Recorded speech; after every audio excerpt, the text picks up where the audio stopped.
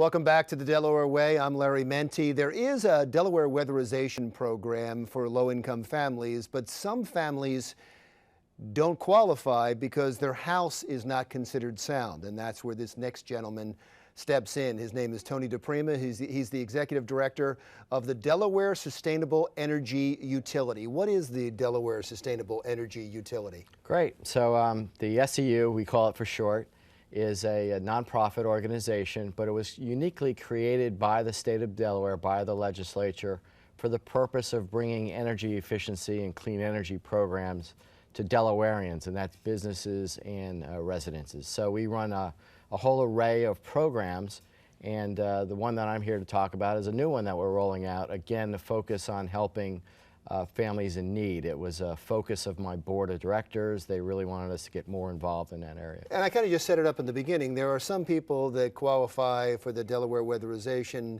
program, and yet you go to their houses, they go to their houses, and the houses don't qualify. Correct. But they qualify with you. Explain how that happens. Yeah, so the weatherization program that operates in Delaware, it's similar programs throughout the country. They will spend, I believe, up to $7,500 for weatherization work, insulation, wrapping pipes, wrapping hot water heaters, weatherizing, caulking. But the best example I give is oftentimes the inspector will come to the home and they'll see a leaky roof. And you can't insulate a leaky roof, and the program money can't be used to fix a roof. So we learned of this problem. There's actually about a 25% deferral rate here in Delaware. We learned about the program and the problem with the deferrals through some focus groups with low-income providers and folks, and we decided to fill that hole. So my organization has budgeted about $700,000, and our goal is to help 100 homes in Delaware go from being in the deferral box to the active weatherization So using box. your example, you would go in and fix the roof. Correct. We'll be fixing roofs. Leaking plumbing is another purpose for deferral. Old electric systems is another reason. And another big reason for referral is standing water in crawl spaces.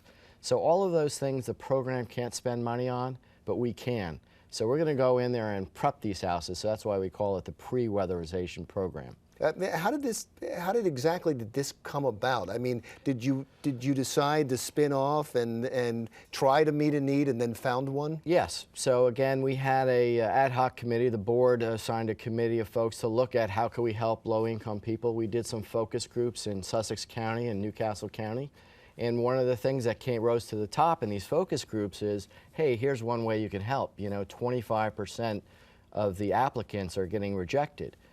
For Delaware, over the last 2 years, that's about 250 homes didn't qualify. They qualified for income, but they couldn't get into the program. And how many of those 250 are you going to help? So we have budgeted in our first year for 100 homes. So we're going to cull through the already folks who have been put in the deferral pile. We're going to find the best candidates, and we're going to try to help them. And our partner in this is Catholic Charities. So anybody who's interested in the weatherization program would go through Catholic Charities. They have offices in each of the counties that you would contact and express interest in weatherization. From there, if you qualify for our assistance too and need it, they will then assign our program to you. Why did you decide to work through Catholic Charities? Well, they were already running the weatherization program, so it's just a natural. The program came with a market in place, right? They already had 250 people they knew needed help. This rose to the top of some of the experts in the state and their recommendations to us. And they're just a great organization. We're excited to be partnering with them on this program. So the only way you can become part of the program now is to go to Catholic Charities, or can you find them online, or can you go, is there a number people can call? So I've provided some numbers, and I'm hoping that you'll be able to show those to your community. Well, we'll put them on the screen right now. Put them on the screen, so that would be great. So those are the numbers to call. There's an office in each county. And I think it's important to note that the weatherization program is actually funded through the state of Delaware with some federal funds and some state funds. Catholic Charities is actually the administrative subcontractor to the state, and then they're a subcontractor for us. So we're both working through Catholic Charities to get these important funds to people to help them. You know, most of the work goes towards insulation and caulking, weather stripping. Also, when those inspectors come to the home, they educate the homeowner, so they're providing them with information on how to save their electric bills.